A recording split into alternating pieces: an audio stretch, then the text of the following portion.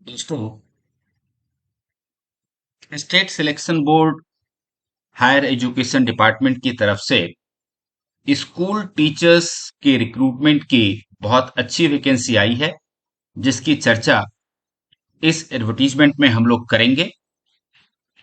आप इस चैनल को सब्सक्राइब कर लें और बेल बटन जरूर दबा दें ताकि आगे आने वाली वीडियोस आपको सबसे पहले दिख जाएं।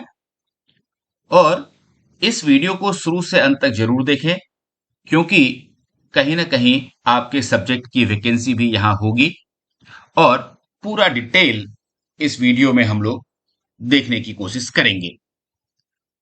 सबसे पहले यही देख लेते हैं कि इंपॉर्टेंट डेट्स क्या है। तो ये देखिए, opening date and time of online application.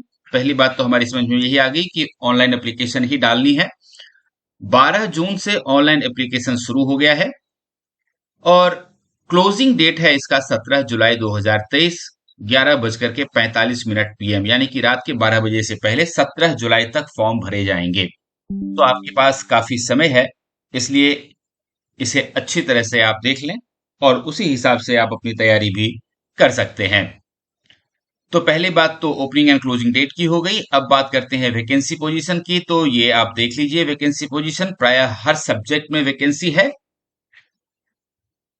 मैं टोटल जो वैकेंसीज है वो बता देता हूं आपको, बाकी आपके कैटेगरी के हिसाब से ये आप देख सकते हैं। ST, SC, SE, BC और अनरिजर्व्ड कैटेगरी, ये जो कैटेगरीज हैं इसमें कुल पोस्ट अलग अलग दिए गए हैं, इसलिए इसमें हम टाइम वेस्ट नहीं करेंगे। आप टोटल वैकेंसीज देखते जाइए।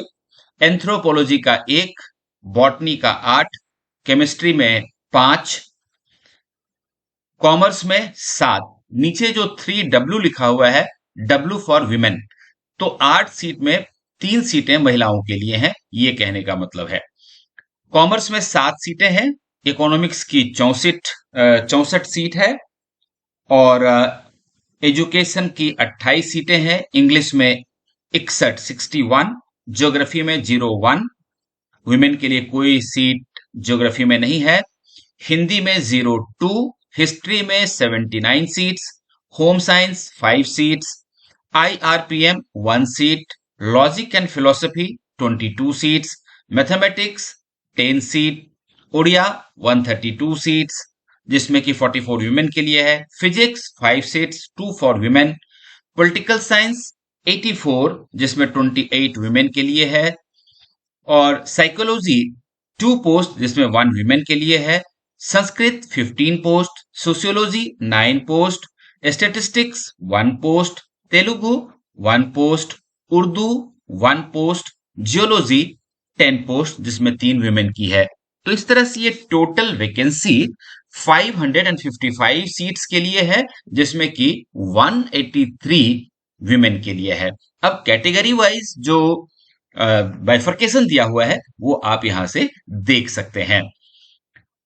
आगे बढ़ते हैं और अदर डिटेल समझने की कोशिश करते हैं। सबसे पहले एज लिमिट देख लें। तो देखिए, आपकी मिनिमम एज 21 ईयर्स की होनी चाहिए और मैक्सिमम एज आपकी 38 ईयर्स की होनी चाहिए, यानी कि आपका जन्म 1 जनवरी 2023 को अगर हम काउंट करते हैं तो आपको 2 जनवरी 1985 से लेकर 1 जनवरी 2002 के बीच आपका जन्मदिन होना चाहिए, तभी आप मिनिमम 21 और मैक्सिमम 38 ईयर्स के होंगे।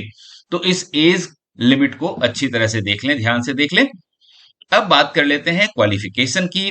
देखिए, ये जो सारी पोस्ट हैं वो पीजीटी की पोस्ट हैं, तो इसीलिए आपका मास्टर्स डिग्री होना बहुत जरूरी है।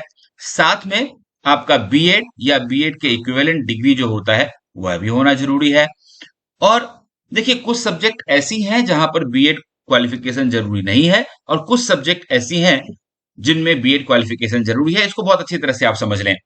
बीएड क्वालिफिकेशन कहां जरूरी नहीं है?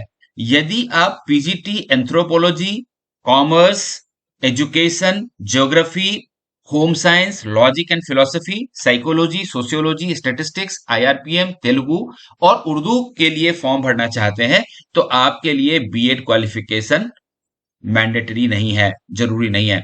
लेकिन यदि आप botany, chemistry, economics, English, geology, Hindi, history, maths, Odia, physics, political science, Sanskrit या जियोलॉजी में फॉर्म भरना चाहते हैं तो फिर आपके लिए बीएड क्वालिफिकेशन मैंडेटरी है। ये आप अच्छी तरह से समझ लें अपने सब्जेक्ट के अनुसार।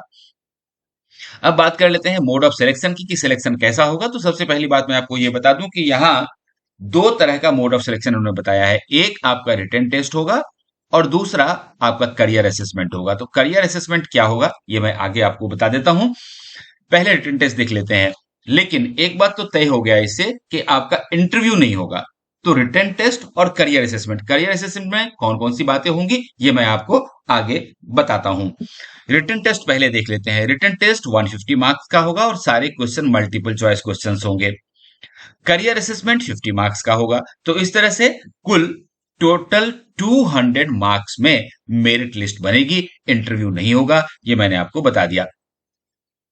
अब जो ये रिटन टेस्ट होगा 150 मार्क्स का, इसमें कुल 100 क्वेश्चंस पूछे जाएंगे और एक क्वेश्चन 1.5 मार्क्स का होगा। नेगेटिव मार्किंग भी होगी और नेगेटिव मार्किंग 0.5 मार्क्स यानी कि लगभग आधा हो गया, आधा marks for each wrong answer होगा। अगर एक क्वेश्चन आप सही करते हैं तो 1.5 मार्क्स मिलेंगे। अगर आपने एक क्वेश्चन गलत कर दिया तो उसका जो मार्क्स है वो तो गया ही, साथ में 0.5 मार्क्स और भी डिडक्ट हो जाएगा। और रिटन टेस्ट का जो टोटल लेंथ है वो 1.5 आवर यानी कि 90 मिनट्स का होगा। और क्वालिफाइंग मार्क्स की अगर हम बात करें तो अनरिजर्व्ड कैटेगरी में आपको 40% मार्क्स लाना जरूरी है क्वालिफाई करने के लिए रिटन में। और यदि आप S T, S C, SEBC या पीडब्ल्यूडी कैटेगरी से बिलोंग करते हैं तो आपके लिए पासिंग मार्क 30% रखा गया है। तो ये जानकारी रिटन टेस्ट के बारे में है। अब मैं आपको करियर असेसमेंट के बारे में बता दूं।